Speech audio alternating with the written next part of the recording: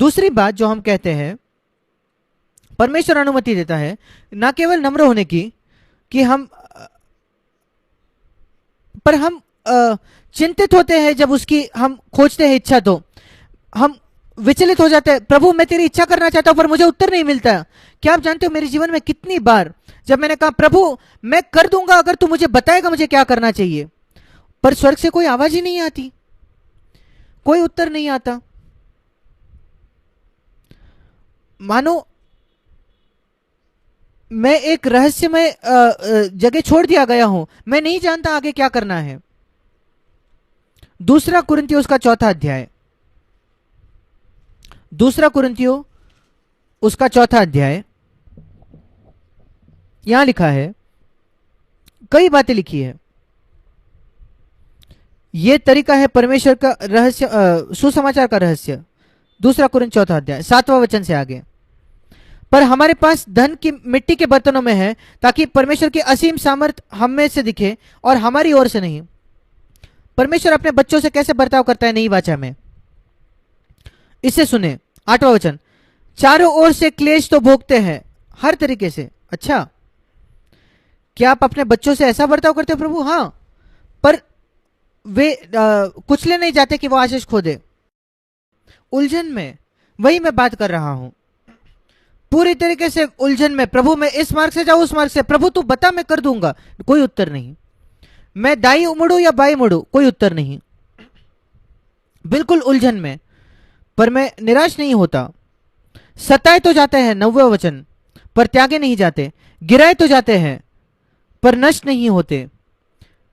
पुराने नियम के लोग अगर उन्होंने इस प्रकार की चीज का अनुभव किया होता कि वो क्लेश है, निरुपाय है, सताए जाते हैं, गिराए जाते हैं, नष्ट होते हैं, त्यागे जाते हैं, वो कहते हैं परमेश्वर ने हमें छोड़ दिया है।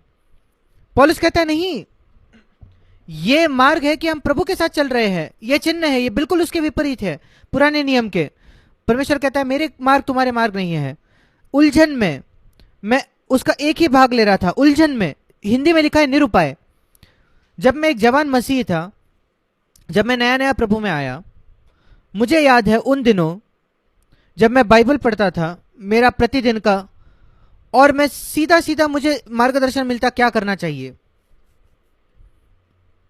मुझे यह भी याद है एक बार मैंने प्रभु से पूछा, प्रभु मैं अपने ट्रेन की टिकट किस तारीख की करूं, मुझे कहीं जाना है। मुझे तारीख भी बाइबल से मिल गई और वो वही था, वो सही चीज थी। पर जैसे मैं बड़ा हो गया अब मुझे नहीं मिलता ऐसा मार्गदर्शन, बहुत ही धुंधला होता है।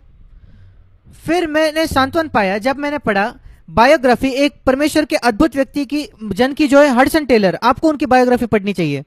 हडसन टेलर एक मिशनरी थे इंग्लैंड से 19वीं शताब्दी में, 150 वर्ष पहले, जो चाइना में गए, चीन में गए। उन्होंने एक महान काम किया परमेश्वर के लिए वहां चीन में, उस समय जहां जब चीन में कोई नहीं जाता था, कोई मिशनरी वहां नहीं गए थे। फिर भी उसने अपनी गवाही में कहा, जब मैं एक जवान मसीह था, यह हडसन टेलर की गवाही है, जब मैं एक जवान मसीह था मैं सारी चीजों को साफ साफ देखता था, प्रभु मुझे दिखाता था। पर जैसे मैं बड़ा हो गया हूं, वृद्ध हो गया हूं, ऐसा लगता है कि मैं एक धुंधली जगह चल रहा हूं, मुझे नहीं मालूम मैं कहां जा रहा हूं। और मैंने कहा प्रभु ये मेरी गवाही है, मेरा अनुभव है। अच्छा, इसका मतलब मैं बड़ा हो गया हूं, मैं प्रौढ़ हो गया हूं, सयाना हो गया हूं। और मैंने कहा प्रभु क्या तू इसके बारे में मुझे कोई इलस्ट्रेशन देगा, उदाहरण देगा।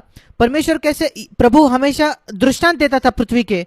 और फिर मैं समझ गया, जब मैं बाइबल को पढ़ता हूं मैं कोशिश करता हूं परमेश्वर के मार्ग समझने की एक दृष्टांत के द्वारा, फिर मैं उसे अच्छे से समझ जाता हूं।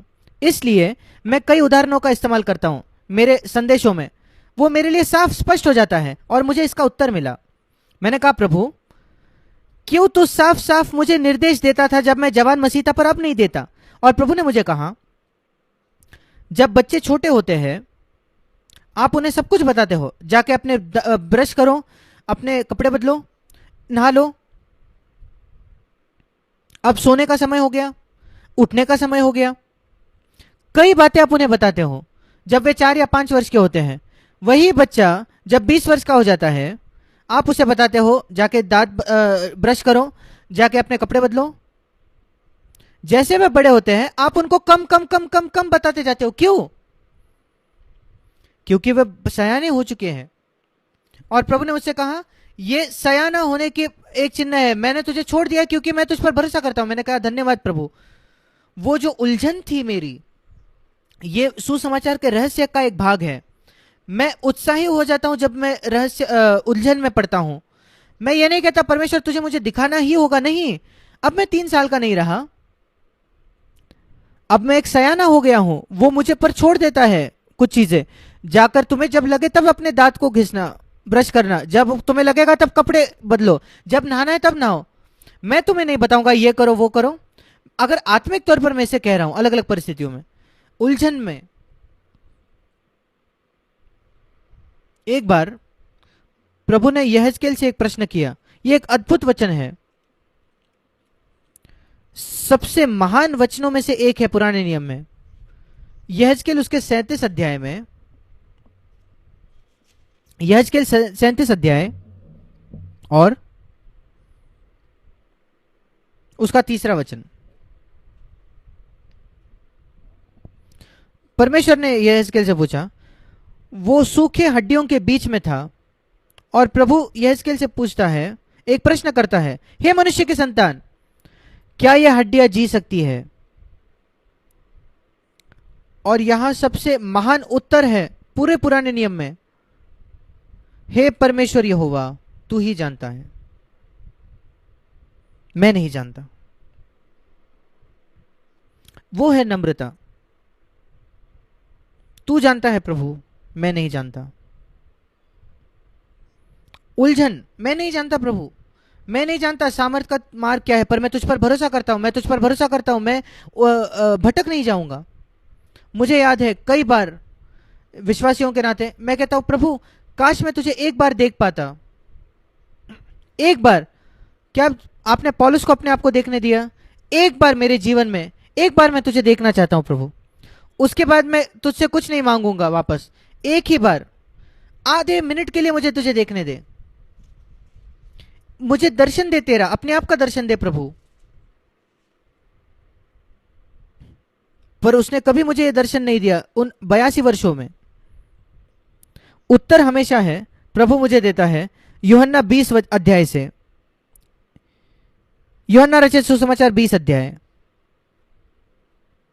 जहां थोमा ने भी यही कहा था दूसरे शिष्यों से, मैं देखना चाहता हूं, जब तक मैं नहीं देखूंगा मैं विश्वास नहीं करूंगा। और प्रभु थोमा को प्रकट होता है और उसने कहा, देख मेरे हाथ में खीले के जो छेद है। पर फिर उसने, प्रभु ने यह कहा थोमा से, ये यही वचन प्रभु ने मुझसे कहा, यूहन्ना 20:29 उसने थोमा से कहा, तूने मुझे देखा है इसलिए तूने विश्वास किया है। पर धन्य है वे, तुझसे भी ज्यादा धन्य है, जिन्होंने मुझे नहीं देखा उसके बावजूद मुझ पर विश्वास किया। और प्रभु ने मुझसे बात की, क्या आप जानते हो तुम मुझसे ज्यादा धन्य हो, उन प्रेरितों से ज्यादा धन्य हो जिन्होंने मुझे देखा।